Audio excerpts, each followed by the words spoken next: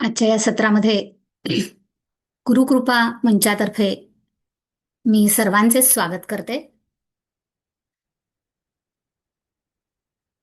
गुरुकृपा मंच हा तसा नवीन आहे. जस्ट आम्हाला एक 5-6 महिनेच झालेले आहेत हा ग्रुप सुरू करून. आणि सगळ्यात पहिली ॲक्टिव्हिटी होती की सीतायन शुभांगीताईंनी जे पुस्तकाचा स्वाध्याय केला तिथून आमचा प्रवास खरं तर सुरू झाला. आणि शुभांगीताईंच्या प्रोत्साहनानेच जी प्रार्थना दीपकजींना बाबाजींच्याकडून मिळाली, ती प्रार्थना ह्या मंचावर 2 एप्रिलपासून सुरू झाली आणि आज तो 66वा दिवस आहे. ही प्रार्थना सातत्यानं घेतली गेली आणि ह्यासाठी बाबाजींचे खूप खूप धन्यवाद आहेत. आणि आम्हाला त्यांनी ह्यात सामील करून घेतलं या उपक्रमामध्ये, म्हणून त्यांचे खूप धन्यवाद. आज जे उपस्थित आहेत त्या सर्वांचं मनपूर्वक स्वागत. त्याबरोबरच शुभांगीताई, आपल्या लाडक्या शुभांगीताई, ज्या आपल्या सर्वांना परिचित आहेत, त्यांचा परिचय करून देण्याची गरज नाही, त्यांचंही स्वागत. आणि आपले आजचे मुख्य वक्ते श्री दीपकजी घळसासी, अत्यंत मनपूर्वक स्वागत सर आमच्या सर्वांतर्फे. खूप खूप आणि धन्यवाद मी तुमचा. सूत्रसंचालन हां मी या सूत्रसंचालन शुभांगीताईंकडे देते. थँक्यू. खूप खूप धन्यवाद तुम्हा सगळ्यांचे. सगळ्यात पहिलं म्हणजे खूप खूप अभिनंदन. कारण की बाबाजींचा जो काही निरोप म्हणूयात किंवा त्यांचं सांगणं म्हणूयात, हे दीपकजींनी आम्हाला सगळ्यांना सांगितलं आणि तुम्हाला फक्त मी तो प्रस्ताव मांडला तुमच्याकडे. आणि तुम्ही किती सहजपणे आणि मनापासून तो स्वीकारलात आणि इतकं साधना जशी आपण करतो तशी तुम्ही 60, जसं दीपकजींनी त्यांच्या व्हिडिओमध्ये म्हटले की आपण 2 महिने कमीत कमी हे करायला पाहिजे. आणि तुम्ही खरंच ते उचलून धरलत आणि खरंच मनापासून हे केलं. 60 दिवसापेक्षा सुद्धा जास्त वेळ तुम्ही हे करता आहात. तर त्याच्यासाठी तुमचं खूप मोठं अभिनंदन आणि धन्यवाद. कारण असं म्हणतो ना आपण की आपण साधक म्हणून किंवा कोणीही परमेश्वराकडे, ईश्वराकडे, आपल्या गुरुकडे सतत काहीतरी मागत असतो. आपल्याला सतत काहीतरी हवं असतं आणि योग्य वेळेला आपला गुरु, आपला हा ईश्वर काही ना काहीतरी आपल्याला देत असतो. पण पहिल्यांदा मी असं ऐकलं किंवा अनुभवलं की बाबाजींनी काहीतरी मागितलंय आपल्याला काहीतरी करण्यासाठी. ते पण आपल्यासाठीच, त्यांच्यासाठी नाही.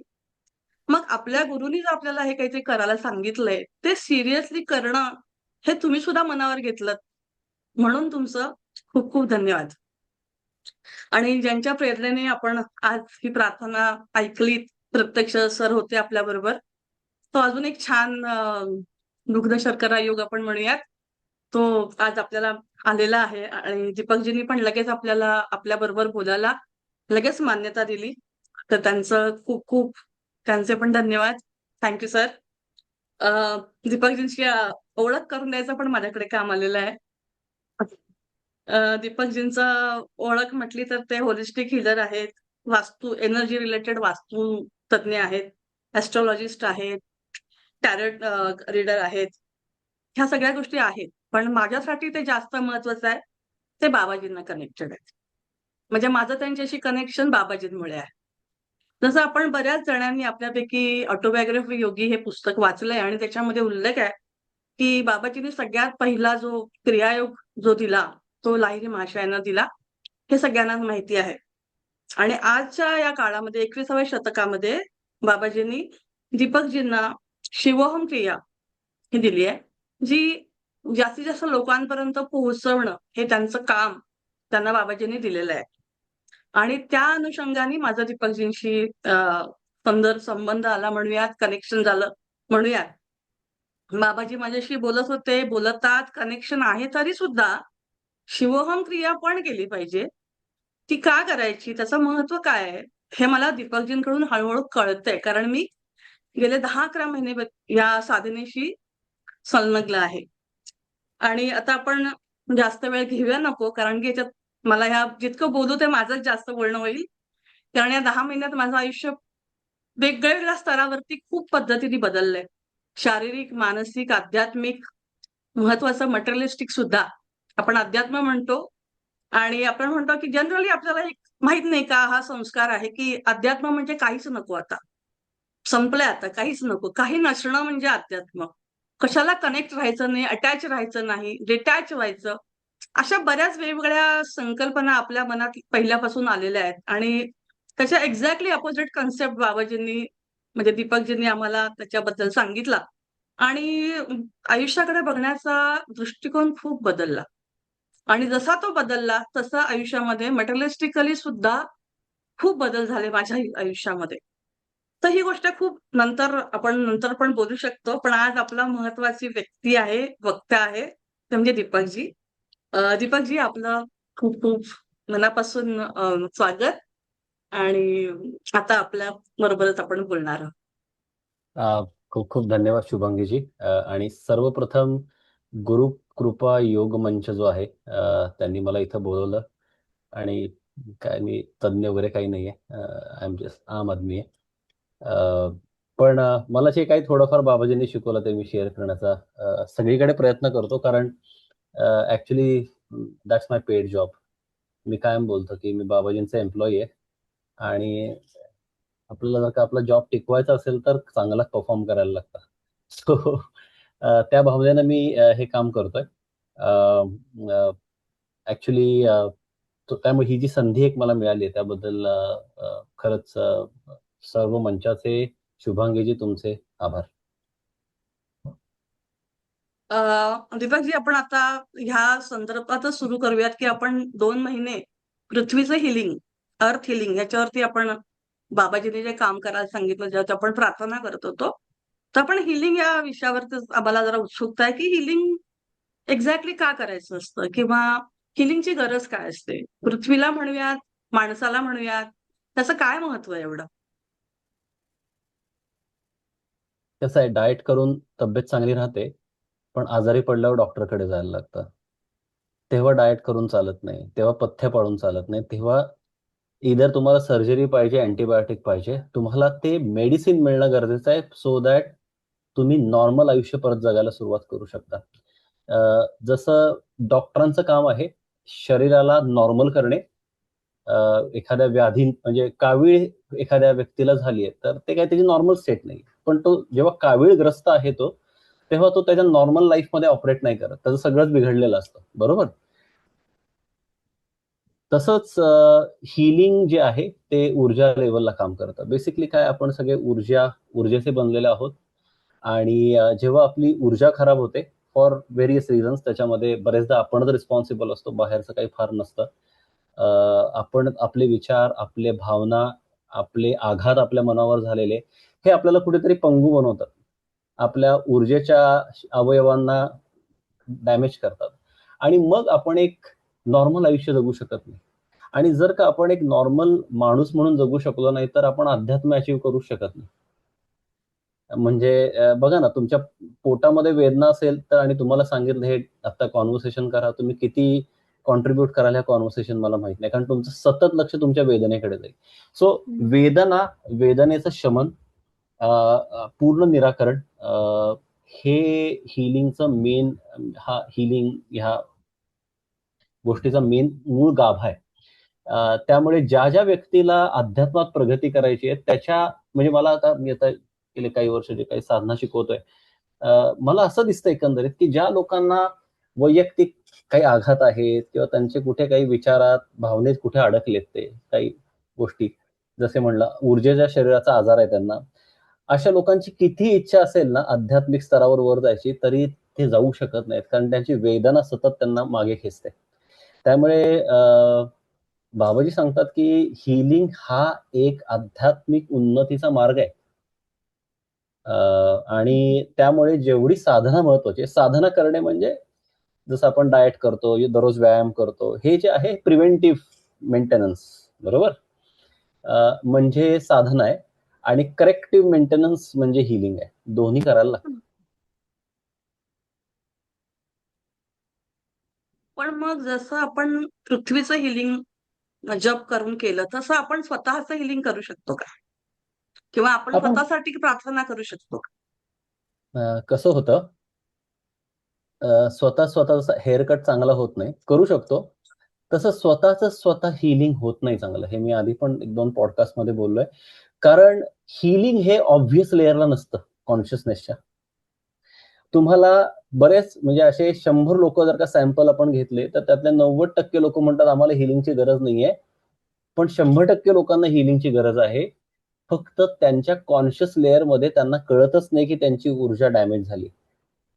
Because either they have accepted their life as it is, की नाही असंच असतं आम्हाला, काय आता भीती वाटणारच ना, असं झालं की मग काळजी वाटणारच ना. So they have normalize life. म्हणजे जे काही निगेटिव्ह इमोशन्स आहेत त्याला नॉर्मलाइज करून टाकलंय. मग नॉर्मलाइज तुम्ही एखादी गोष्ट केली तर तुम्हाला ती बरी करेक्ट करायची इच्छाच होणार नाही ना. त्यामुळे तुम्ही मग किती ऊर्जा घ्या आणि त्या ऊर्जा तुम्हाला द्यायचा प्रयत्न करा, तुम्हाला तुम्ही कुठे अडकलाय. म्हणजे जसं आपल्याला ब्लड टेस्ट केल्यावर कळतं की मला हिमोग्लोबिन मध्ये प्रॉब्लेम आहे, माझं काय एक्झॅक्टली मला रिपेअर करायचंय. तसं थोडंसं एक आपण काय म्हणू, एक अनालिसिस सेल्फ म्हणतो ना, करायला लागतो. मी कुठे अडकलोय, काय गोष्टी झाल्यात. पण ते स्वतःला खूप कमी लोकांना जमतं. मी असं म्हणत नाही जमतच नाही. पण त्यासाठी स्वतःला त्रयस्थ होऊन बघता यायला पाहिजे आणि ते खूप कमी लोकांना जमतं आणि त्यामुळे मग हिलिंग वर्क करत नाही. सी, हिलिंग म्हणजे फक्त एक ऊर्जा आहे. त्या ऊर्जेला जेव्हा आपण आपल्या आयुष्यामध्ये काहीतरी रोल देतोय प्ले करायला, रोल डिफाईन करायला लागतो. म्हणजे नुसताच तुम्ही बॉल घेतला आणि बॅट घेतली, पण तुम्ही तो खेळाचे नियम आणि फॉर्मॅट काहीच ठरलेलं नाहीये, तर तुम्हाला माहितच नाही त्या बॅट आणि बॉलचं करायचं काय. डोक्यात मारायची बॅट, बॉलवर मारायची बॅट, बॉल कुठे मारायचा काहीच कळणार नाही ना. सो हा एक हिलिंगच्या बाबतीत एक फार मोठं मिथ आहे की energy takes care, energy intelligent आहे. एनर्जी इंटेलिजंट आहे, पण तुम्ही जेव्हा ती चॅनल करता तेव्हा you become the driver of the car. कारण ती तुम्ही स्वतः यूज करताय किंवा दुसऱ्या कुठल्या व्यक्तीसाठी ती वापरताय. आता जेव्हा आपण अर्थचं हिलिंग करतोय ना, तेव्हा एक लक्षात घ्या, आपण हिलिंग करत नाहीये, आपण फक्त स्टेप अप करतोय. आपण फक्त उभे राहतोय की मला करायचं. आता हे का? आता थोडंसं मी ह्याच्या मागचा बॅकग्राऊंड सांगतो. खूप आय डोंट नो, असं जर का कुणाला वाटत असेल की मला काहीतरी शौर्य पदक मिळायला पाहिजे, मी अर्थचं हिलिंग करतोय, मी काहीतरी फार पुण्यकर्म करतोय, बिलकुल नाहीये. हे आपलं जसं एक भारताचा नागरिक किंवा एखाद्या देशाचा नागरिक म्हणून जे आपली संविधान पाळणे आणि ह्या ज्या काही आपल्या नैतिक जबाबदाऱ्या आहेत, तसं ज्या पृथ्वीमुळे आपण आहोत आणि ज्या पृथ्वीच्या ऊर्जेला आपणच डिस्टर्ब करतोय, बिकॉज सगळ्यात इथे इव्हॉल्व्ड प्राणी कोण आहे? सगळ्यात जास्त विचारांनी, कृतीने डॅमेज कोण करतंय या पृथ्वीला? माणूस आहे. मग त्या माणसानंच पुढे यायला पाहिजे ना ते वाचवायला. आता मग एक प्रश्न एखादी मला विचारलेला की मग बाबाजीच का डायरेक्ट करत नाही? आपण कशाला यायचं ना, ही इज पोटेंट. एक लक्षात घ्या, एकतर जेव्हा आपण हिलिंगला एखाद्या ह्या अर्थ हिलिंगला आपण जेव्हा उभे राहतो, म्हणजे we step up for that, तेव्हा आपल्याला एक भान येतं की अरे काहीतरी डॅमेज झाले, ते मला दुरुस्त करायचं. सो डॅमेज काय झाले ह्याचा आपण थोडासा विचार करतो, एक कॉन्शियस ऍस्पेक्ट येतो. दुसरा ऍस्पेक्ट असतो की एक कलेक्टिव्ह कॉन्शियसनेस. म्हणजे काय आहे, मी आता ज्या ज्या काही माझ्या रोलमध्ये आता इथे आहे, जे काही मी आयुष्य जगलोय, माझा या धरणीवर, या पृथ्वीवर काहीतरी एनर्जेटिक निगेटिव्हिटी आहे आत्ता सुद्धा. बिकॉज ती मी क्रिएट करतोय. I am a living being आणि मोस्ट इव्हॉल्ड लिव्हिंग बिईंग. तर जेव्हा मी स्टेपअप करतोय तेव्हा तो पार्ट ऍटलिस्ट मी टेक केअर करतोय. मी कुणाचं ऍक्च्युअली हील करत नाहीये. जर का एखाद्याला वाटतंय की मी अर्थ ऍक्च्युअली हील करतोय, तर मी अर्थ ऍक्च्युअली हील करत नाहीये, मी माझेच पार्ट हील करतोय आणि ती ऊर्जा पण माझी नाहीये. त्यामुळे yes, I think we should be happy की आपण ह्या गोष्टी करतोय, पण आपण काही far out of the box जाऊन करत नाहीये. हे ऍक्च्युअली आयुष्यभर करायला पाहिजे, कारण आपण जेवढी निगेटिव्हिटी इथे क्रिएट करतोय, ते रिव्हर्स किंवा ते ट्रान्सफॉर्म करण्यासाठी आपण काहीच करत नाही. सो आता जेव्हा इथपर्यंत आलंय तेव्हा आपण करतोय, it's good. But I think अर्थ हिलिंग आणि हे जे काही नेचरचे हिलिंग, हे जे प्रकार आहेत, ते मनुष्य प्राण्याकडनं अविरत व्हायला पाहिजे. आणि म्हणून आपले जे काही पूर्वीचे जे काही श्लोक होते किंवा जे काही आपल्याकडे सनातनी एक लिटरेचर आहे, त्याच्यामध्ये सगळीकडे शांती शांती मंत्र केलेत बघा, सगळ्याची शांती. तो एक प्रकारच आहे की ही अशांती आहे ना, आपण अल्टिमेटली हार्मोनाइज करतो, म्हणजे काय करतोय, शांती रिस्टोर करतोय बेसिकली. तर अर्थ हिलिंग मध्ये हा एक फॅक्टर आहे की इथे आपण अर्थला हील करतोय, पण आपण आपलेच पार्ट्स हील करतोय. पण जेव्हा मी माझे स्वतःचे इनर रियालिटी हील करत असतो ना, तेव्हा नुसती ऊर्जा चॅनल करून चालत नाही. मला थोडंसं माझं पृथक्करण, अनालिसिस करता यायला पाहिजे. आणि मी जर का वेदनेत असेल तर मी बायस राहतो कायम स्वतःविषयी. मला कायम फॉल्ट दुसरीकडे दिसतो. I don't on up my reality, I don't on up my life. आणि म्हणून मग तिथे नुसती ऊर्जा काम करत नाही. आय होप थोडं लांब उत्तर होतं, पण मिळालं नाही, ते तुम्हाला जे बरोबर हवंय ते. गरजेचं आहे. करेक्ट. दीपकजी, आम्हाला फाउंडेशन फॉर लाईफ ट्रान्सफॉर्मेशन ह्याच्याबद्दल थोडं सांगाल का? काय आहे एक्झॅक्टली? काय करतं? फाउंडेशन फॉर लाईफ ट्रान्सफॉर्मेशन ही एक आध्यात्मिक चळवळ आहे. चळवळ हा शब्द असा आहे कारण ती एक ऑर्गनायझेशन नाहीये आणि ती कधी ऑर्गनायझेशन ह्या स्वरूपात ठेवायची पण नाहीये. कारण कसं होतं, ऑर्गनायझेशन मध्ये एक चॅलेंज असतं. 2-3 लोकांना वाटतं की ते शहाणे आणि मग बाकी सगळे nobody can participate and bring their light to the table. Sir ही आध्यात्मिक चळवळ आहे. ह्याच्यामध्ये ज्या ज्या लोकांना स्वतःवर काम करायचंय, ज्या ज्या लोकांना ह्युमॅनिटीवर काम करायचंय, ज्या ज्या लोकांना हिलिंग स्वरूपात ह्युमॅनिटीला कॉन्ट्रीब्युट करायचंय आणि आपलं आयुष्य एक बाबाजींच्या ऊर्जेशी कनेक्ट करून सार्थकी लावायचं, ह्या सगळ्या लोकांसाठी फाउंडेशन फॉर लाईफ ट्रान्सफॉर्मेशन आहे. ह्याचं नाव बाबाजींनीच दिलं आहे. हे काही माझ्या सुपीक डोक्यातनं आलेली कल्पना नाहीये. माझं तेवढं डोकं सुपीक नाहीयेच रादर. तर त्यांचं पूर्ण हे थॉट आहे आणि ह्याचा थॉट मला कायम सांगायला आवडतो, कारण हा त्यांनी मला समजून सांगितला. मला काय वाटलं की ते फाउंडेशन म्हणजे एक टिपिकल फाउंडेशन्स असतात तसं काहीतरी आहे. पण बाबाजींनी सांगितलं की नाहीये, हे जे काय एक आपण काय म्हणू, एक जी चळवळ आहे, तिथं आयुष्य एखाद्याचं जेव्हा बदल आणायचं त्याच्यामध्ये, मग ते कुठलाही मानसिक, भावनिक, शारीरिक, आध्यात्मिक कुठल्याही पद्धतीचे जे बदल आणायचे, त्या बदलांसाठी लागणारं एक फाउंडेशन असतं. फाउंडेशन जेवढं स्ट्रॉंग, तेवढी बिल्डिंग मजबूत. तर आम्ही इथे कुठेही सांगत नाही की चला या ट्रान्सफॉर्म करतो तुमचं आयुष्य, असं नाही होत. कारण प्रत्येकाला त्याचं ओझं स्वतः कॅरी करायला लागतं. आम्ही फक्त त्यांना चांगले, in a very raw word, एक ट्रेनिंग देतो हे वजन उचलायचं चांगलं आणि कमी करण्याचं. So foundation for life transformation is the movement where foundation is established for people to evolve spiritually as a human being, mentally, emotionally, in all ways. आणि ह्याच्यामध्ये कसं असतं, फाउंडेशन जर का तुम्ही बघितलं आपल्या एनर्जी सिस्टम मध्ये रूट चक्राला येतं. आता हे बाबाजींचं अध्यात्म आहे ना, हे रूट चक्राकडून आज्ञा चक्राला आणि क्राऊन चक्राला जाणारं अध्यात्म आहे. म्हणजे काय, शक्तीला शिवाकडे नेणार आहे. हे झालं लौकिक अर्थाने, किंवा सॉरी, हे फिलॉसॉफिकल पद्धतीने झालं. पण प्रॅक्टिकली काय बाबाजी सांगतात, if you want to grow spiritual, be fully in material. खूप लोक अध्यात्मात खूप कन्फ्युज्ड आहेत, की त्यांना कळतच नाही की हे खरं म्हणजे मी जगतोय दररोज त्याच्यावर फोकस करू का मी ते पूजावर फोकस करू, मेडिटेशनवर फोकस करू, काय करू. And they don't go anywhere because दोन्हीकडे ते इक्वल जोर लावतात आणि मग काय होतं माहितीये का, मध्येच राहतो माणूस. तर फाउंडेशन फॉर लाईफ ट्रान्सफॉर्मेशनचं एक फार इम्पॉर्टंट टेनेट आपण म्हणूया, किंवा एक बाबाजींनीच घालून दिलेला पायदंड आहे, की इथे दररोजच्या आयुष्यातलं अध्यात्म कळायला पाहिजे, उमजायला पाहिजे, समजायला पाहिजे आणि जगायला पाहिजे. मटेरियल मधलं स्पिरिच्युअल जेव्हा बाबाजी म्हणतात तुम्हाला कळतं, तेव्हा तुम्हाला स्पिरिच्युअल असेन्शन ऑटोमॅटिक मिळतं. कारण जर का मी आत्मा आहे असं आपण समजूया, मी ही शरीर नाहीये, जे सगळे आध्यात्मिक स्ट्रीम सांगतात, बरोबर. मी जर का एक ऊर्जा आहे, तर मग इथे आलो कशाला मी?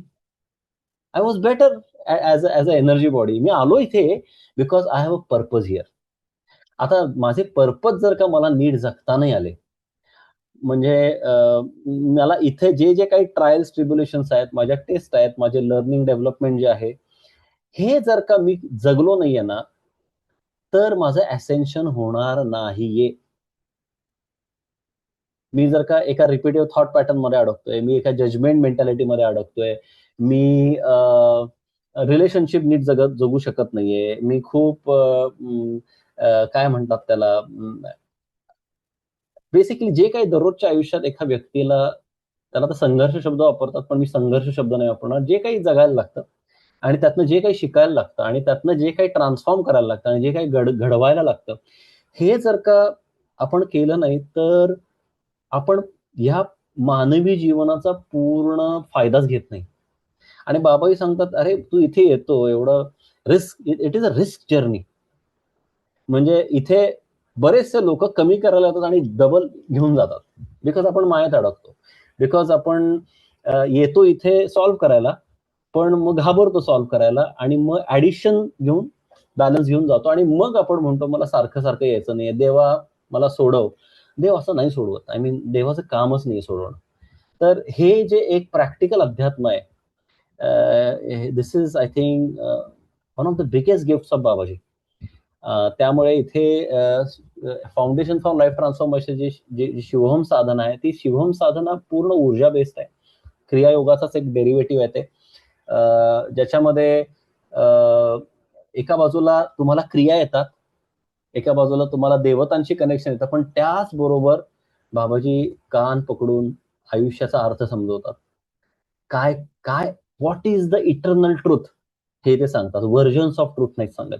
आणि मग जे काही आयुष्यात लोकांच्या चेंजेस आलेले आहेत ते एका अलाइनमेंटमुळे आलेले आहेत. आय थिंक आपल्याला अलाइनमेंटच मिळत नाही आणि मग लोक म्हणतात मी 2-2 तास मेडिटेशन करतो, मी उपवास करतो, मी बरंच काही करतो, पण nothing is changing inside me.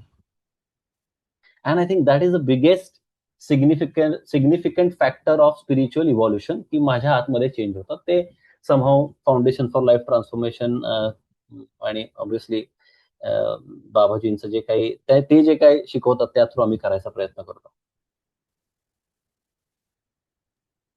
आम्हाला थोडंसं शिवोहम क्रियेबद्दल पण सांगाल का? म्हणजे तुमची हरकत नसेल तर तुमच्यापर्यंत ती कशी पोहोचली? किंवा ह्या ग्रुपमध्ये ह्याच ग्रुपमध्ये नाही, सगळ्यांनाच लोकांना खूप मोठी उत्सुकता आहे, की बाबाजी तुमच्याशी कसं कम्युनिकेट करतात? कसं होतं? किंवा शिवम क्रिया तुमच्यापर्यंत कशी आली? हे ऐकायला खूप उत्सुकता आहे. म्हणजे असे प्रश्न माझ्यापर्यंत आले होते, की हे नक्की विचारा. सो ते एक आहे उत्सुकता आणि त्याच्याबद्दल थोडंसं अजून डिटेल जर सांगितलं तर खूप छान होईल. कारण की मला स्वतःला पर्सनली पण मी स्वतः असं म्हणेल, की नक्की सांगा. कारण माझ्या आयुष्यामध्ये हा खूप मोठा बदल, अप्रोच, टोटली लाईफकडे बघण्याचा अप्रोच तो चेंज झाला. कॉन्शियसली झाला असं मी म्हणणार नाही. तो ऑटोमॅटिकली हळू या क्रियेतून झाला असं मी म्हणेन. कारण असं कुठेच सांगितलं जात नाही, की तुम्ही हे बदला, तुम्ही असा विचार करा, तुम्ही असंच बघितलं पाहिजे, अशीच रिॲक्ट तुम्ही केलं पाहिजे, असं कुठे सांगितलं जात नाही. आत्तापर्यंत जे काही मी शिकले. पण हे होतंय, हे झालंय, हा बदल झालाय आणि I am very happy for to share with all of course, की ही गोष्ट खूप सुंदर मला मिळालेली आहे. Thank you for that and thank you Babaji. पण आम्हाला नक्की आवडेल तुम्ही शेअर केलं तर. तुमच्या प्रश्नाचं उत्तर देईन, पण त्याच्या आधी एक गोष्ट मला पर्सनली तुमच्याविषयी शुभांगीजी बोलायची, ती म्हणजे काय असतं, कुठल्याही इंडिव्हिज्युअल ट्रान्सफॉर्मेशन मध्ये एक कॅटलिस्ट असतं. ते दिसत नाही पण ते सगळ्यात महत्वाचं असतं, ते म्हणजे commitment and surrender. I think तुमच्या आयुष्यात जे बदल झालेत ना, त्याचं खूप सारं श्रेय बाबाजींना आहे आणि बरंचसं श्रेय तुम्हाला पण आहे. कारण गुरुची ऊर्जा पोचूच शकत नाही जर का मी ती घेऊच शकत नाहीये तर.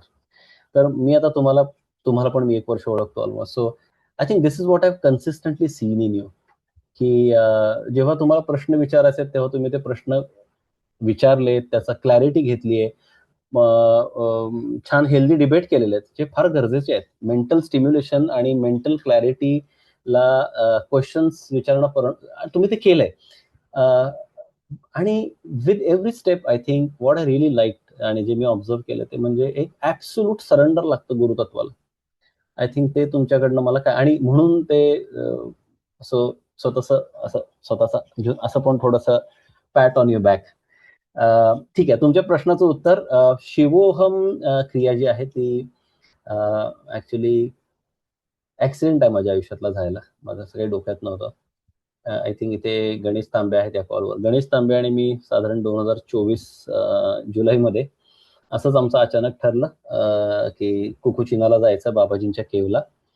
आम्ही ऑब्व्हियसली गुरुजी नवशीर जे माझे गुरु तदेकम त्यांची ऑर्गनायझेशन त्याशी आम्ही कनेक्टेड होतो, त्यामुळे बाबाची माहिती होतं, सगळं माहिती होतं, पण कधी असं काही जाण्याचा योग नव्हता आला. त्याच्या आधी दीड एक वर्ष साधारण 2022 एंड पासून बाबाजींचं काही कम्युनिकेशन होतं असं वाटायचं, बट मला वाटायचं की ते माझे सगळे खयाली पुलाव आहेत. म्हणजे वाय ही विल कॉन्टॅक्ट मी, काय असं काही फार आपलं अचिव्हमेंट्स नाहीये त्या लाईफ टाईम मध्ये दिसणाऱ्या की जेणेकरून ते काही कॉन्टॅक्ट करतील. पण काही होत होतं ते हिलिंगच्या लेवलला होत होतं. मला काही एनर्जी सिम्बॉल्स मिळायचे, मला काही गायडन्स यायचे, मला काही सो त्यांनी मला खूप गाईड केलं. म्हणजे जे एंटायर वास्तू जे ऊर्जेचं काम आहे ते सगळं ते डाउनलोडेड काम आहे. ते सगळं त्यांनी मला शिकवलं. पण मग तरी पण मला वाटायचं की हा मी बाबाजी म्हणतोय पण ते काहीतरी वेगळंच आहे. कुठला तरी स्पिरिट गाईड असेल, अजून काय असेल. So I was still not able to believe or मला स्वतःला पात्र समजत नव्हतं त्या गोष्टींना. पण 2024 मध्ये आम्ही जेव्हा त्या केव्ह मध्ये गेलो, त्यांनी आदल्या दिवशी सांगितलं उद्या वही पेन घेऊन या. तो एक मोठा 1 तासाचा एपिसोड होईल, मला ते काय तेच बोलत बसायचं नाहीये. पण आम्ही तिथे गेलो आणि त्या केव्हच्या बाहेर मी आणि गणेशजी बसलेलो आणि मग बाबाजींनी सांगितलं आता काढ वही पेन आणि ती सगळी क्रिया लिहून दिली. आणि आता मला वाटलं की हे आता मला साधना करायची, बिकॉज मला साधना मी शोधत होतो, मला पण करायची होती साधना गुरुजी गेल्यानंतर. तर ते बोलले नाही आता हे तू शिकवायची साधना. आणि ऑब्व्हियसली पहिला प्रश्न आला, हे मनाचे मांडे आहेत का आपल्या, इल्युजन आहे का, हॅल्युसिनेशन आहे का, इथपासून सुरुवात झाली. पण आय स्टील ट्राईड, बिकॉज जे काही आलं ना ते कधी माझा मी आमच्या बॅचेसमध्ये पण सांगतो, कदाचित आध्यात्मिक अभ्यास केलेला सगळ्यात कमी अभ्यास केलेला माणूस मी आहे. मी कुठली पुस्तकं नाही वाचली, काही नाही वाचलं, काहीही नाही वाचलं. त्यामुळे मग मला वाटत होतं हे जे मला येतंय ना ते कुठून येतंय. मग वाटत होतं की काहीतरी मला गाईड करताय. आणि ते म्हणले आता बॅच सुरुवात कर, लोक येतील. पहिली बॅच आमची गुरुपौर्णिमेला 2024ला झाली. आणि त्यानंतर आय थिंक बॅचेस झाले खूप. आता जवळजवळ ऑलमोस्ट 1200 लोक बहुतेक लेवल 1 ला तरी ट्रेन झालेली आहेत, त्यांना दीक्षा मिळालेली आहे. तर टोटल ह्या साधनेमध्ये 7 स्टेजेस आहेत. त्याला लेवल्स हा शब्द आहे, पण त्या स्टेजेस आहेत. प्रत्येक स्टेज इम्पॉर्टंट आहे, कारण कसं असतं, मसलला हळूहळू ट्रेनिंग देतात जिममध्ये सुद्धा. एकदम तुम्ही 50 किलोचं वजन उचललं तर muscle will not be able to take the load. तर तसं आपली ऊर्जा पण तयार व्हायला लागते. तर पहिलं असतं, पहिल्या 3 लेवल्स आहेत. 7 लेवल्स मधल्या पहिल्या 3 लेवल्स आहेत त्या शुद्धीकरणाच्या आहेत. कारण शुद्धीकरण जोपर्यंत नाहीये, डिटॉक्स नाहीये, तोपर्यंत पुढच्या आपण काही गोष्टी करू शकत नाही.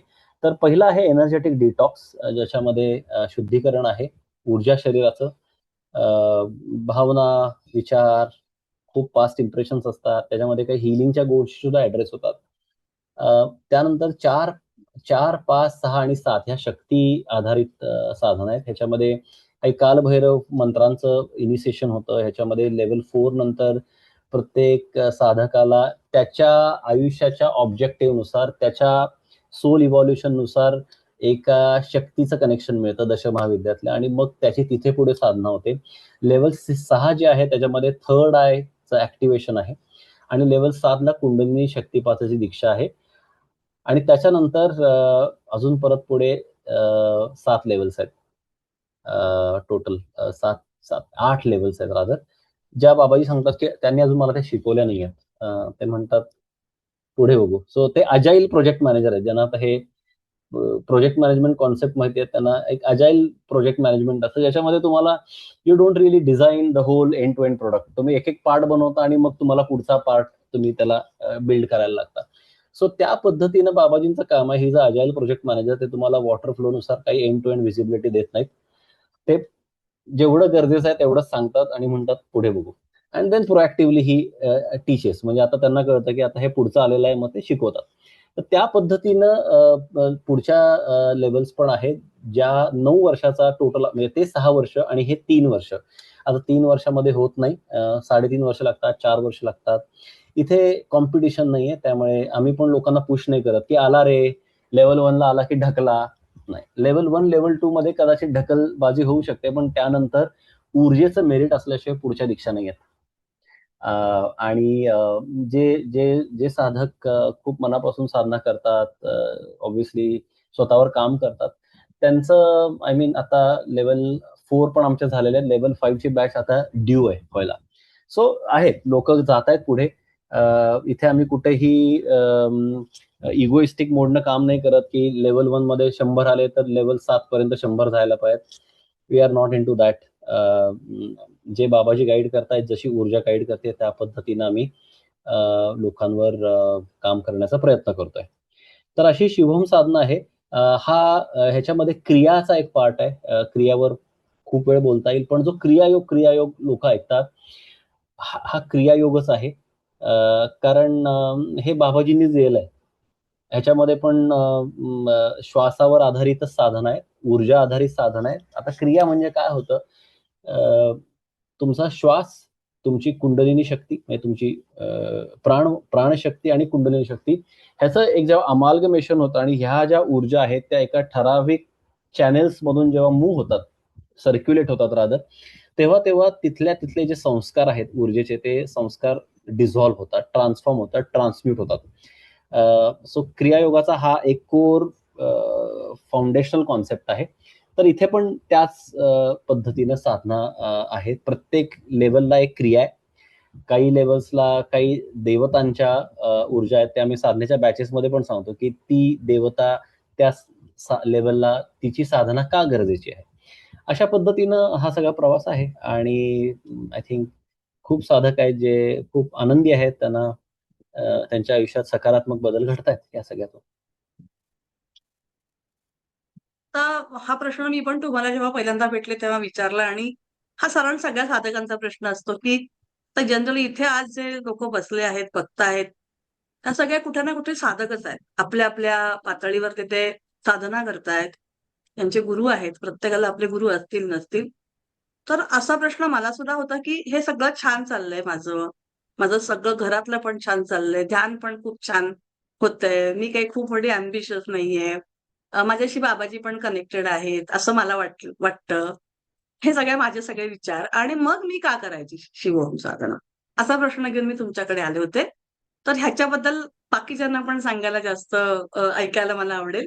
कारण की तेव्हा मी हा प्रश्न तुम्हाला विचारला होता, तर तुम्ही उल्लेख केलात. तर हे सगळे डाउट्स माझे सुद्धा होते आणि हे माझ्यासारखे अनेकांचेच असणार आहेत ऑफकोर्स. तर ह्यानी मला काय मिळणार आहे? कारण मला स्वतःला काय मिळालं हे तुमच्या उत्तरानंतर मी सांगेन. पण मला तुमच्याकडून ऐकायचंय. अवघड प्रश्न विचारला तुम्ही खूप. एनिवेज, सो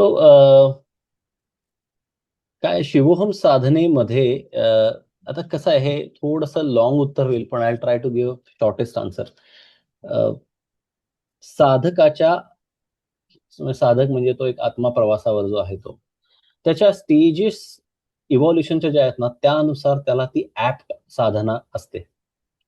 म्हणजे एखादा न्यू सोल म्हणू आपण. न्यू म्हणजे काय, ज्याची जर्नी फार अजून झाली नाहीये, त्याची सुरुवात जास्तीत जास्त कर्मकांडात होते आणि ते थोडंसं ब्लाइंडेड कर्मकांड असतं. म्हणजे काय असं असतं, मी का करतोय मला माहित नाही, पण मी करतो आणि मला ते करायचंय.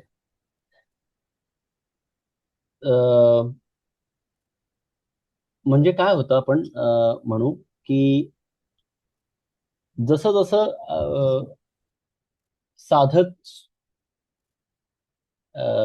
मला तो मराठी शब्द आठवायचा प्रयत्न करतोय, but let me speak in English.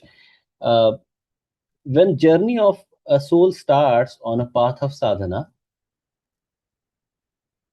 it is always about worshipping something tangible, trying to find God outside.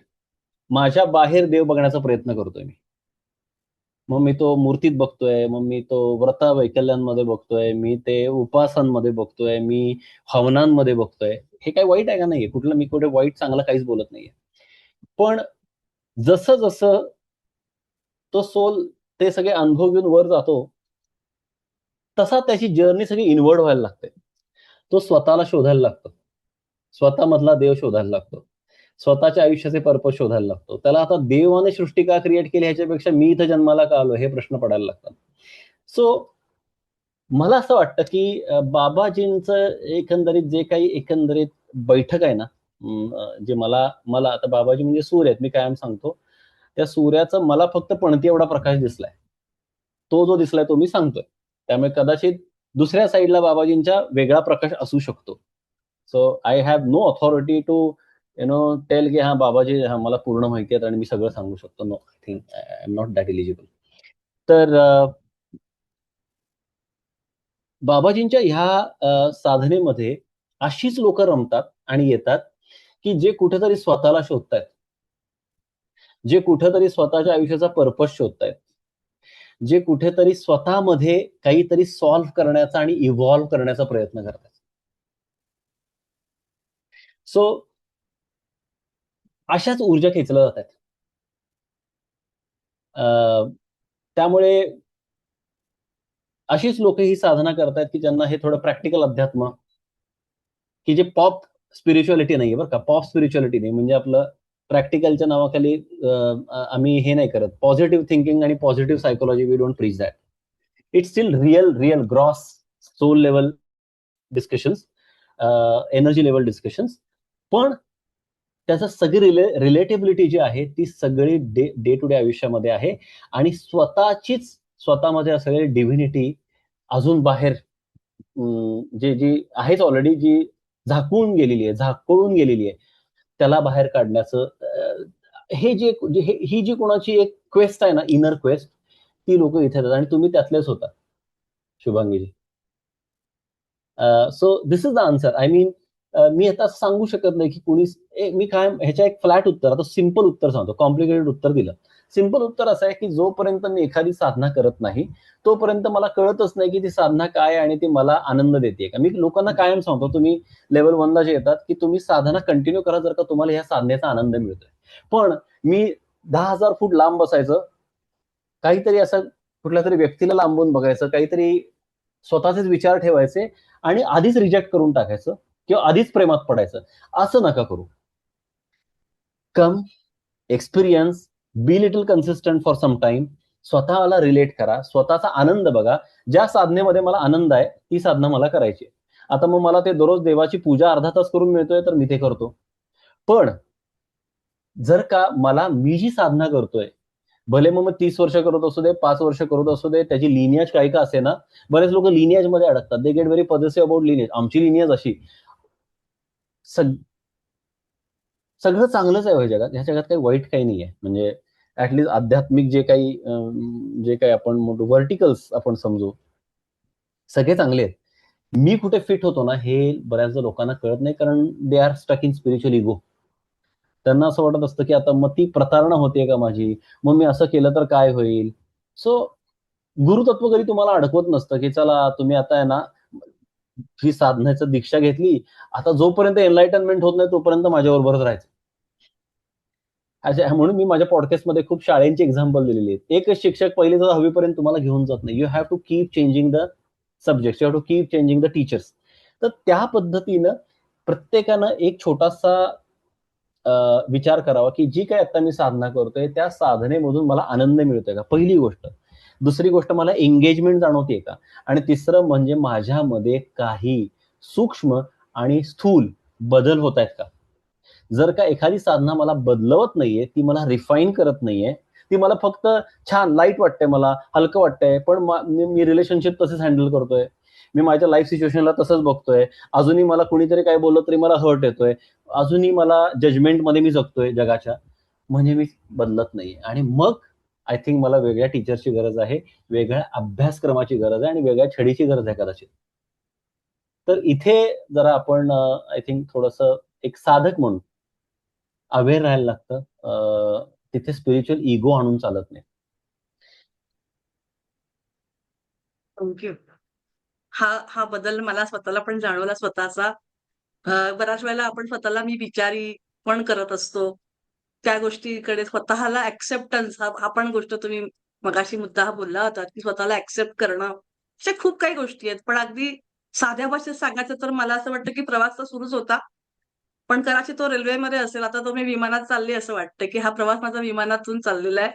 कारण खूप फास्ट गोष्टी घडतायत. म्हणजे असं आता फिलिंग येतो. हा मला झालेला बदल शिवहमच्या बाबतीत मी सांगेन, की प्रवास तर सुरू होता. अनेक वेगवेगळ्या वाहनातून होत होता. आता मी जरा हायर वाहन घेतलेलं आहे. सुपर सॉनिक काहीतरी असं वाटतं मला आणि मी फास्ट चालली आहे पुढे आणि सगळ्यांना घेऊन चालली आहे. अर्थातच सोडून कुणाला नाही. पण खूप आसपासच्या गोष्टी बदलल्या. लोक बदलले, मी स्वतः बदलले, ऊर्जा बदलल्या असं वाटतं. आणि म्हणून I am really enjoying this process for last 11 months. साधारण असा एक प्रश्न सगळ्यांचा आहे की आम्हाला पण बाबाजींचं समजा सूक्ष्म मार्गदर्शन हवं असेल तर आम्ही काय करायला पाहिजे, असा एक प्रश्न आहे. मी काही केलं नाही त्यामुळे काय करायचं हे मला माहित नाही हो. मला फॉर्म्युलाच माहित नाहीये. अगदी खरं सांगतोय. आणि त्यात मला कुठली लाज, शरम काही वाटत नाही. कारण I think it is his grace that he thought of connecting to me.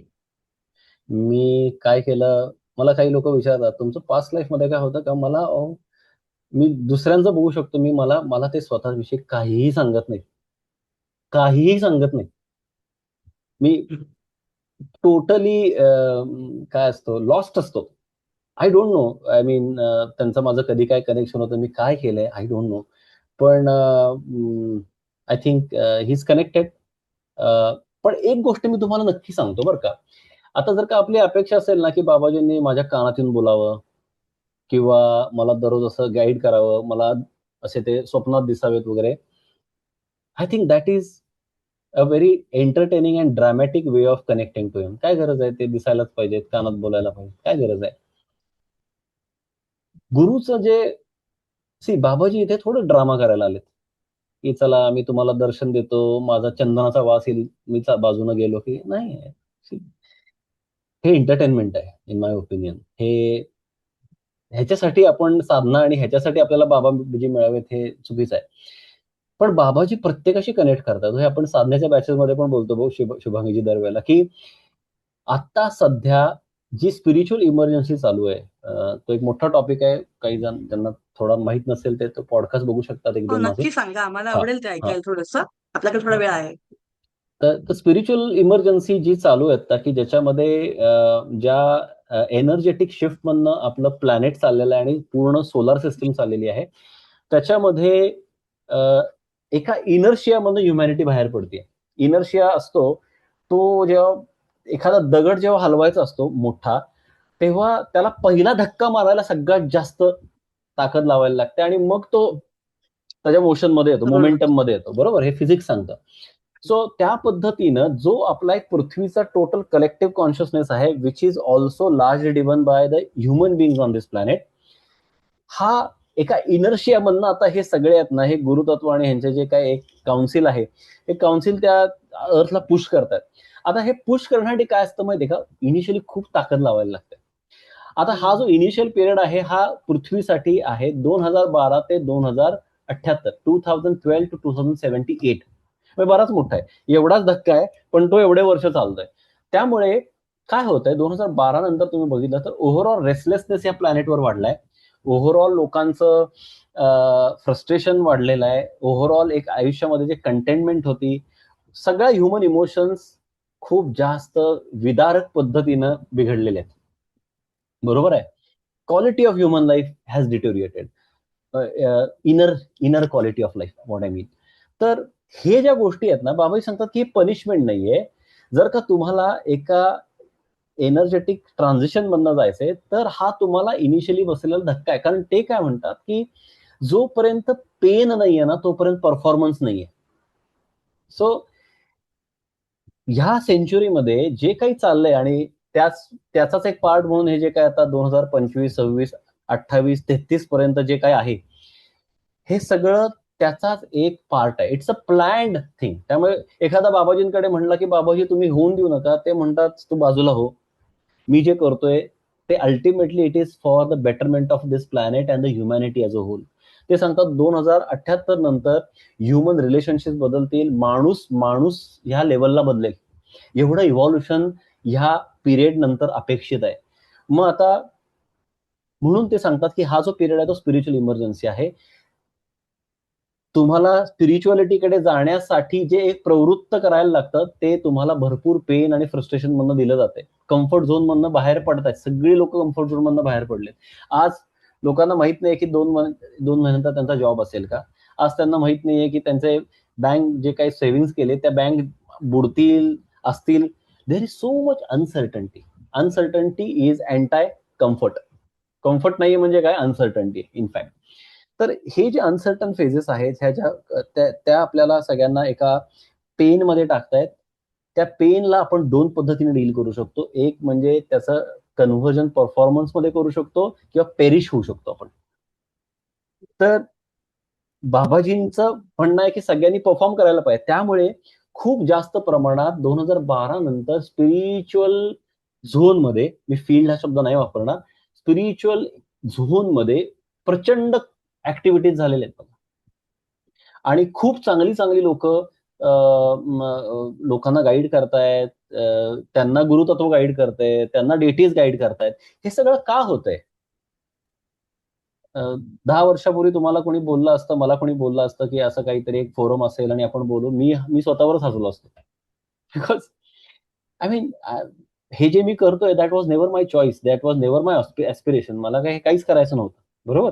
So हे जसे गोष्टी माझ्या तुमच्या आयुष्यात घडतायत आणि मे बी ह्या फोरम मध्ये जे आता आहेत सगळे त्यांच्या बाबतीत घडतात, अशा करोडो लोकांच्या आयुष्यात घडतायत. They are going through pain, they need to perform. पण त्या परफॉर्मन्ससाठी पेनला परफॉर्मन्स मध्ये ट्रान्सफॉर्म करणारा जो घटक असतो ना, तो पण पाहिजे तिथे. आणि म्हणून गुरुतत्व खूप वेगवेगळ्या लेवल्सला मॅनिफेस्ट होतंय. मग भगवेधारी तुम्हाला भगवे कपडे घातलेले दिसतील, किंवा तुम्हाला अगदी सूट बोटात टायत एखाद्या कॉर्पोरेट कंपनीमध्ये मोठी कंपनी चालवणारे लोक दिसतील, त्या प्रत्येकाला गुरुतत्व गाईड करताय. आणि म्हणून इथे संधी आहे आपल्या सगळ्यांना बाबाजींशी कनेक्ट होण्याची. मी सांगतो, ही मास रिक्रुटमेंट चालू आहे. फक्त नियत साफ ठेवायची, बाबाजींना सांगायचं की I want to be employed in your organisation, आणि मला काम द्या आणि मला प्रामाणिकपणे काम करायचे. ते तुम्हाला 100% कनेक्ट होणार आणि तुमच्याकडनं त्यांचा अजेंडा कम्प्लीट करून घेणार. आणि किती छान जेव्हा आपण गुरुतत्व इथे जे करायला आलोय ते आपण गुरुतत्वासाठी करतो. ह्याच्यासारखा आयुष्यातला आनंदाचा क्षण नाही कुठला. इथे दररोज मागायला जायचं, माझं हे बघा, माझं ते बघा, versus your mission is my mission. हे जे होतं ना, तेव्हा आमचे गुरुजी सांगायचे की तेव्हा तुमचा गुरु तुम्हाला तोंडाने ब्लेसिंग देत नाही आणि हाताने नाही देत, तो त्याच्या हृदयातनं देतो. आणि ही जी ग्रेस आहे ना, ही ग्रेस हे फार रेअर कमोडिटी आहे आणि ती त्याच्यामध्ये आपण इन्व्हेस्ट करायला पाहिजे. हे बाकी सगळे कमोडिटी स्टॉक मार्केटमध्ये वर खाली होणार. गुरुची ग्रेस जी आहे, it will only keep increasing if we keep doing his work. तर आपल्याला ऍक्च्युली त्यांच्याशी बोलण्याची, त्यांना अनुभवण्याची नाही, त्यांच्याबरोबर काम करण्याची संधी आहे. तर मग आपण हलक्या गोष्टी का मागायच्या? ते माझ्याशी बोला, मला दिसा, काय गरज आहे? Tell him give me your work. ते लगेच आणून देतील. ते दिसणार नाहीत तुम्हाला, पण कामाला पहिल्यांदा लावतील. Because that's the need of the hour. I hope I answered your question. Yes yes, absolutely absolutely. आणि हे खूप छान आहे. म्हणजे मला वाटतं हा प्रश्न न विचारता तुम्ही हे उत्तर जे दिलंय, खूप लोक टाळ्या वाजवत आहेत आणि इमोजीस पाठवत आहेत. त्याच्यावरून कळतंय की you hit the right button. तो हे अपेक्षित होतं आणि जे कदाचित शब्दात मी मांडलं नसेल, किंवा ह्या भावना तुमच्यापर्यंत पोहोचल्या किंवा बाबाजींनी पोहोचवल्या असं म्हणूयात. आणि ते जे उत्तर तुमच्याकडून जे आलंय ते इतकं परफेक्ट आहे की काय करायचं, कारण प्रश्न आहेत मनात, पण ते शब्दात मांडता येत नाहीत. असा तो थोडासा भाग सगळ्यांच्या मनात होता की आम्हाला तर बाबाजींना कनेक्ट व्हायचंय, आम्हाला काहीतरी हवंय. हा शब्द पण चुकीचा आहे, पण कनेक्ट व्हायचंय. आणि यू राईटली सेड की आम्हाला मागायचं नाहीच आहे, कुणालाच मागायचं नाहीये तसं. पण बाबाजींना काम मागायचं हे नक्की.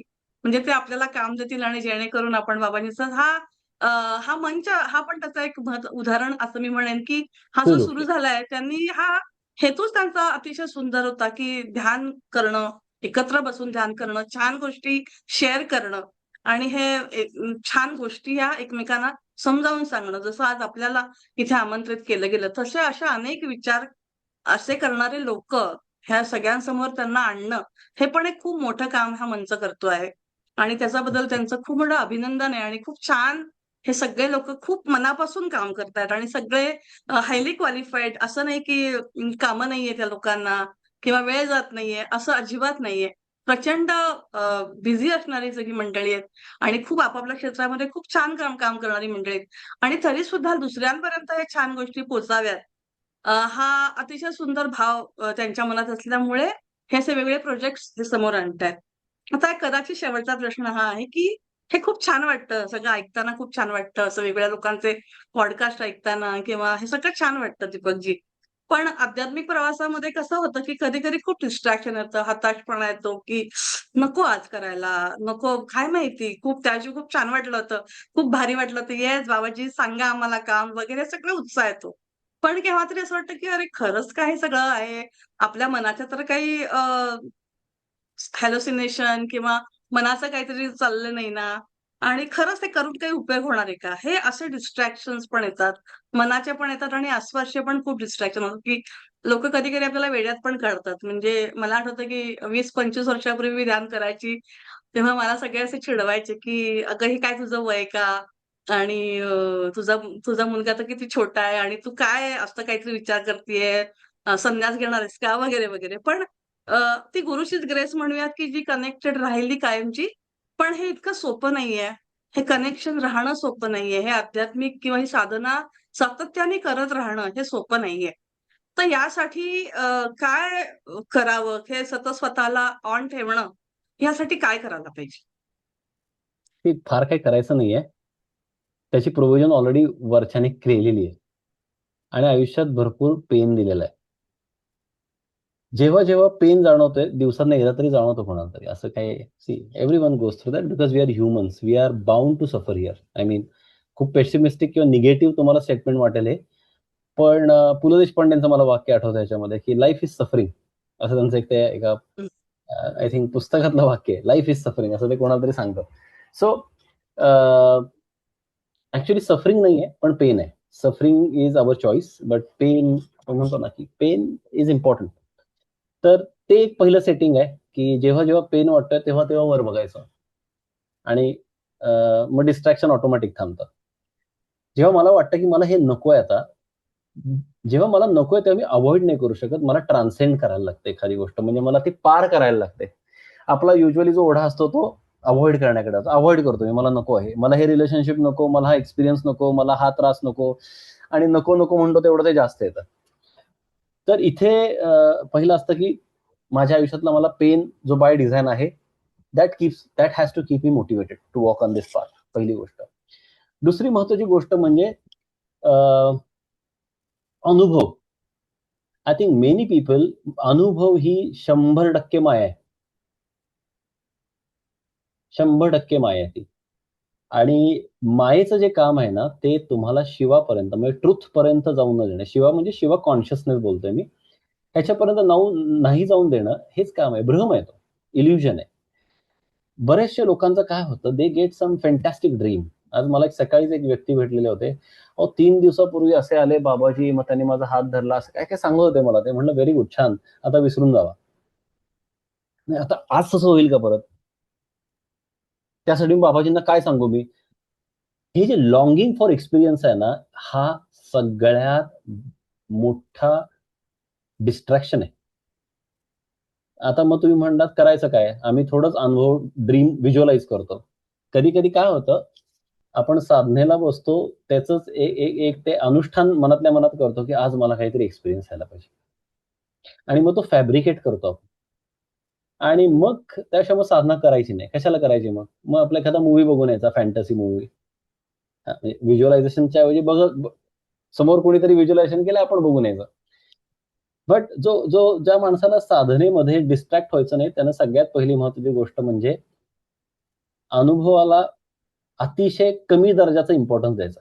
अनुभव मी तुम्हाला म्हणत नाही, की तुम्ही सोडून द्या. कारण तो सुटत नाही. जोपर्यंत तुम्ही एक्सप्रेस करा आणि म्हणून सांगतो, एक्सप्रेस करा. एकदा माणसाला वाटलं ना, हां, मी सांगितलं, मग त्याला छान वाटतं. एक्सप्रेस करा आणि मग सोडून द्या. सोडून द्यायचं. तिसरा जो प्रॉब्लेम येतो ते असतो म्हणजे स्पिरिच्युअल इगो. हे इगो 2 पद्धतीनं काम करतात. एक ते तुम्हाला इन्फ्लेट करतात किंवा डिप्लीट करतात.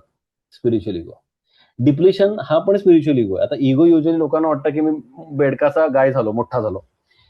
तसं नाहीये. कधी-कधी आय प्ले सो स्मॉल की then I become barrier for guru tattva to connect to me. So हा एक पद्धतीचा आहे. आणि दुसरा जो आहे ते म्हणजे मग मला असं वाटतं, की आता मी 1 तास ध्यान करतो म्हणजे मी फार शहाणा झालो. मग ऍडवायझरी सर्व्हिसेस चालू होतात, मग कंपल्शन चालू होतात लोकांवर, किंवा मग मला इनडिफरंट व्हायला लागतो. मी I become indifferent to people's realities, their life. Spirituality doesn't mean we become insensitive. Spirituality means we never lose our center when we look pains around us or in us. Centering. आणि हे अवघड आहे, म्हणजे मी तुम्हाला बोलतो हे फार सोपं आहे.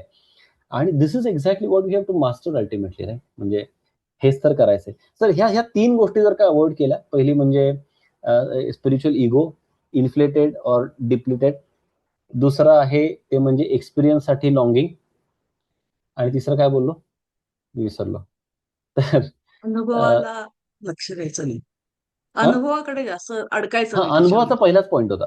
सो हे I think if we do this, तर आपण बरचसं वाचू शकतो या सगळ्या गोष्टीतनं. हा, आणि pain, yes you are pain. Correct. Pain pain कायम बरोबर ठेवायचा आणि परफॉर्म करायचं पेनवर. पेन बरोबर बसायचं. पेन काय सांगायचा प्रयत्न करते, कुठं दुखवतंय, काय दुखवतंय, आपला पहिली रिॲक्शन असते की आपल्याला रेस्क्यू व्हायचंय पेन पासून. पण पेन ही अदृश्य शिडी आहे स्पिरिच्युअल प्रोग्रेसची. आणि म्हणून तर बघा, जे कुठले मोठे आपल्याकडे आध्यात्मिक व्यक्ती होऊन गेले, त्यांच्या सगळ्यांच्या आयुष्यात पेन होतं. त्यांनी ते मागून घेतलेलं. एक तर पेन तुम्हाला डिस्ट्रॅक्ट होऊन देत नाही, आणि दुसरी महत्वाची गोष्ट, ते तुम्हाला सतत त्या शिडीवर ठेवतं. म्हणून आता पेन मागून घ्या असं म्हणत नाहीये, भरपूर ऑलरेडी मागितलेला आहे आपण. तो फक्त त्याच्यापासून पळायला नको. I mean let's make use of that pain in a very positive way. Right. खरं म्हणजे खूप प्रश्न अजूनही येत आहेत आणि येणार आहेत खूप सारे. पण खूप वेळ आपण बोलतोय आणि उशीर पण असं 11:15 पर्यंत झालेत. हे थांबवावं असं वाटत नाही खरं पाहिलं तर कुणालाच. पण आपल्याला थोडंसं टाइम लिमिट आहे आणि म्हणून आपण इकडे थांबूयात. अजून अनघाताईंना किंवा असं काही कुणाशी काही काही बोलायचंय, प्रश्न विचारायचे का थांबूयात आपण अनघाताई इथे? अ, एखादा प्रश्न आपण घेऊया. जरा एक घेऊया. चॅटमध्ये काय आहे? एक घेऊया. मला खूप आवडला हा प्रश्न, म्हणून मी थोडा इन्सिस्ट करतोय घ्यायला हा पाहिजे. खूप छान प्रश्न आहे. सरिता जाधव आहेत, हा. त्यांनी तो टाईप हो केलाय. हो. हा हा. How would you differentiate adhyatmik sadhana with sadhana towards one's karma? In this हम्म. context, karma could be one's selfless devotion towards one's work alone. आता जरा हे मला एकतर इंग्लिशमध्ये किंवा मराठीतनं मला प्रश्न समजावून सांगा. मला प्रश्न खूप हेवी बॉडीड दिसतोय, पण मला कळत नाही की प्रश्न एक्झॅक्टली काय. तर मला प्रश्न एकदा समजावून त्यांनाच सांगता विचारू. का प्रश्न? अनघाताई. सरिताताई, सरिताजी आहेत. हा सरिताजी, तुम्ही येताय का प्रश्न तुमचा सांगण्यासाठी? आहेत का त्या? और has she left? I think हा सरिताच्या आहेत त्या. सरिताताई, तुम्ही बोला ना. हा, त्यांना अनम्यूट करायला लागेल. अ, सुवीर, सरिता त्यांना अनम्यूट करायला लागेल. हा, पाठवले, रिक्वेस्ट पाठवली मी. हो हो, बरोबर. त्यांना अनम्यूट व्हा म्हणून सांगा. तुम्ही अनम्यूट होऊ शकता. हा, येस, आल्या. जर एखादा व्यक्ती त्याच्या कामाविषयी इतका डेडिकेटेड असेल, ह्या कॉन्टेक्स्टने तुम्हाला विचारलं मी नाही, की प्रश्न परत एकदा विचारा. हा, छान प्रश्न नाही, आहे, पण नीट विचारा. हा, म्हणजे पूर्ण. How would you differentiate adhyatmik साधना? म्हणजे आता एखाद्या माणसाची रोजची प्रॅक्टिस नसेल की बसून बाबा साधना करावी, बट तो तितक्या किंवा tenfold to that he is very dedicated to his work. म्हणजे ते जे काही करत असेल, हम्म. तर how would you bridge this gap, असं मला विचारायचं आहे. ओके, पहिली गोष्ट, काहीच गॅप नाहीये, त्यामुळे ब्रिज करण्याचा प्रश्न नाहीये. का सांगतो तुम्हाला? ओके. हा थोडासा कर्मयोगातून जे एक असेन्शन आत्म्याला मिळतं, त्याच्याशी रिलेटेड हा प्रश्न आहे. आपल्याकडे बरेचसे योग सांगितलेत ना. कर्मयोग सांगितला, ज्ञानयोग सांगितला, राजयोग सांगितला आणि भक्तियोग सांगितला, बरोबर? तर बरोबर. बाबाजी सांगतात की एखादा आत्मा त्याच्या संस्कारांनुसार, त्याच्या एकंदरीत प्रवासानुसार, जसं आपण कधी कधी एक्सप्रेस हायवेने जातो मुंबईला, कधी कधी ओल्ड हायवेने जातो, आवर चॉईस, बरोबर? त्यानुसार किंवा काही वेळेला कंपल्शन्स नुसार एखादा मार्ग तो निवडतो. आता एखादा व्यक्ती कर्मयोग निवडतो, त्याच्यामध्ये जर का तुम्ही तो कर्मयोग 100% जगत असाल, आता तो जगायचा म्हणजे काय, तुम्ही खरंच निष्काम कर्मयोग करताय का हो? हे जर का करत असाल तर तुम्ही त्या त्या योगातून, त्या मार्गातून, त्या माध्यमातून तुमचं असेन्शन होतच आहे. तुमची आध्यात्मिक प्रगती होतच आहे. बरोबर आहे? त्यामुळे तुम्हाला वेगळं काही करायला पाहिजे का? नाहीये. पण तुम्ही फक्त कर्मयोग करत राहिला आणि तुम्हाला suppose you have to be one with the creator, जे काय अल्टिमेट, आता मुक्ती या विषयावर आपण नंतर बोलू कधीतरी. पण जर का तुम्हाला मुक्ती हवी आहे तर तुम्हाला एकटा कर्मयोग तिथे घेऊन नाही जाणार. तुम्हाला त्याच्यानंतर तुमचं कर्म रिफाईन, प्युरिफाय करायला लागेल ज्ञानातून. ज्ञान आणि कर्म जेव्हा बॅलन्स होईल, रजोगुण जेव्हा तुमचा तमोगुणाला जेव्हा बॅलन्स करेल, तेव्हा तुम्ही तर राजयोग येईल, जेव्हा तुमची बुद्धी शांत होईल. राजयोग आल्यानंतर जेव्हा राजयोगाचं ऍप्लिकेशन होईल, तेव्हा तुम्ही भक्तीकडे जाता, सत्वाकडे जायला लागता. आणि जोपर्यंत सत्व गुणामध्ये मी जात नाहीये, तोपर्यंत मी क्रिएटर बरोबर एक होत नाही. त्यामुळे सुरुवात तुमची कदाचित कर्मयोगात झाली, तुम्ही कर्मावर फोकस केलं, किंवा तुम्ही भक्तीपर्यंत पोहोचला पण तुम्हाला कर्माच्या काही गोष्टी त्याचं एक ज्ञान तुमचं झालं नाही म्हणून तुम्ही घेता. अशा कुठल्याही परम्युटेशन कॉम्बिनेशन मध्ये एखादा व्यक्ती जन्म घेऊ शकतो. पण अल्टिमेटली मला तुम्हाला काय सांगायचंय, एक कुठली तरी ब्रांच ही आपल्याला तिथपर्यंत घेऊन जाऊ शकत नाही. हे बाबाजी सांगतात बरं का, मी स्वतः सांगत नाहीये. आणि आम्ही आमच्या साधनेच्या बॅचेस मध्ये पण करतो. त्यामुळे जर का तुमचं जर का असेल ना की मला हे काय मेडिटेशन वगैरे काय मला आवडत नाही, नाही, असं मला म्हणायचं नव्हतं ऍक्च्युली. मेडिटेशनला मी डावलत नाही किंवा I am not saying one is greater than the other, but I wanted to say की इतका तो एनग्रॉस्ड असेल स्वतःच्या कामात आणि समजा थोडंसं दुर्लक्ष तिकडे झालं आध्यात्मिक साधनेकडे, किंवा बाय डिफॉल्ट ते होतच गेलं, but he doesn't deny that this power exist किंवा असं नाही. आता ह्या प्रश्नाचं उत्तर थोडंसं वेगळं आहे. या प्रश्नात थोडंसं वेगळं आहे आणि हे तुम्ही आता लेवल 5 ची थिअरी मला सांगायला सांगताय, पण तुम्हाला सांगतो. आयुष्यामध्ये जेव्हा एक ब्लिसची स्टेट हवी असते ना, permanent bliss which is happiness, त्याला 3 फॅक्टर्स ड्राईव्ह करतात. पहिला फॅक्टर असतो ते म्हणजे माझ्या आयुष्यात प्लेजर आहे का, प्लेजर. दुसरं असतं माझ्या आयुष्यात एंगेजमेंट आहे का, आणि तिसरं असतं माझ्या आयुष्यात पर्पज आहे का. तुम्ही जो एक्झाम्पल देताय ना, ते एंगेजमेंटचं देताय, की मला माझं काम आवडतं आणि मी त्या कामामध्ये झोकून दिलंय मला स्वतःला, आणि मी फार प्रामाणिकपणे आणि फार मनापासून काम करतोय. You will not get full merit.